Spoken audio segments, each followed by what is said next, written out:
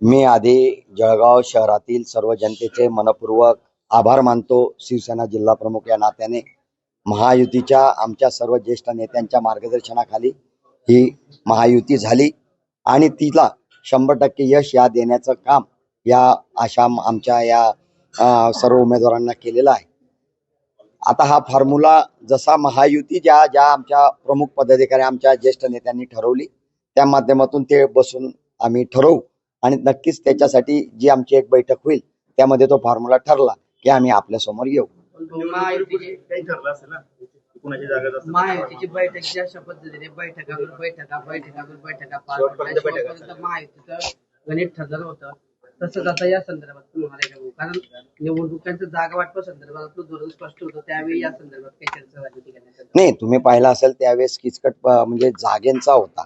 ही जागा आम्हाला हवी, ते म्हणती ही जागा आम्हाला हवी, तिथला जर प्रश्न सुटू शकतो तर आता हे महायुतीच्या माध्यमातून मिळालेलं यश हे आपल्या समोर आहे।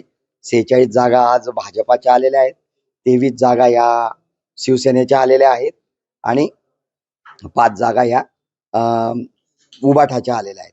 त्या अनुषंगाने जो वाटा असेल त्या अनुषंगाने मिळेल।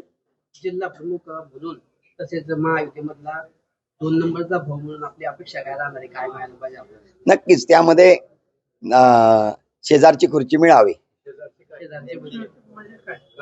जे जी नाही जे ठरेल ते महापौर उपमहापौर शेजारी बसतात। 18च्या तुलनेत यामध्ये शिंदे गटाला मोठं यश मिळालं तेवढंच दावा जो आहे तो शेजारच्या खुर्चीचा असेल, पण जे आमचे वरिष्ठ नेते ठरवतील त्याच्यावरती आम्ही त्यांच्याजवळ मांडू।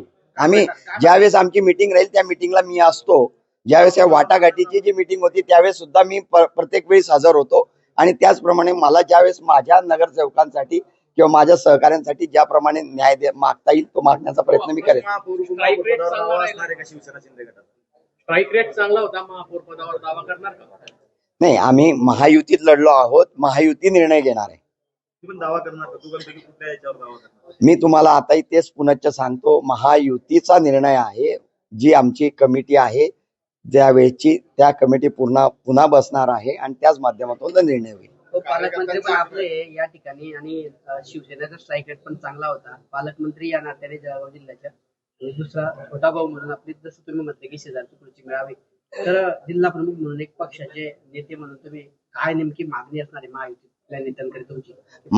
महायुतीच्या माध्यमातून आमच्या पक्षांना ज्या नागरिकांनी या जनतेने विश्वासाने निवडून दिलेला आहे त्याच्यासाठी आम्हाला वरतून पुरेसा निधी या जळगाव शहराच्या विकासासाठी त्यांनी आम्हाला आणून द्यावा आणि त्या माध्यमातून आमच्या नगरसेवकांना एकच विनंती राहील की आपण आपल्या प्रभागातील चांगला विकास या शहराचे म्हणजे या जळगाव जिल्ह्याचे नेते माननीय नामदार गुलाबराव पाटील साहेब असतील, माननीय नामदार गिरीश भाऊ असतील, या शहराचे आमदार राजू मामा भोळे असतील आणि आमचे शिवसेनेचे आमदार चंद्रकांत सोनवणे असतील, यांच्या नेतृत्वाखाली जळगाव शहराने जे नागरिकांनी जो विश्वास टाकलेला आहे त्याला जास्तीत जास्त या विकासाच्या माध्यमातून उत्तर आम्ही पुढील काळात देणार आहोत।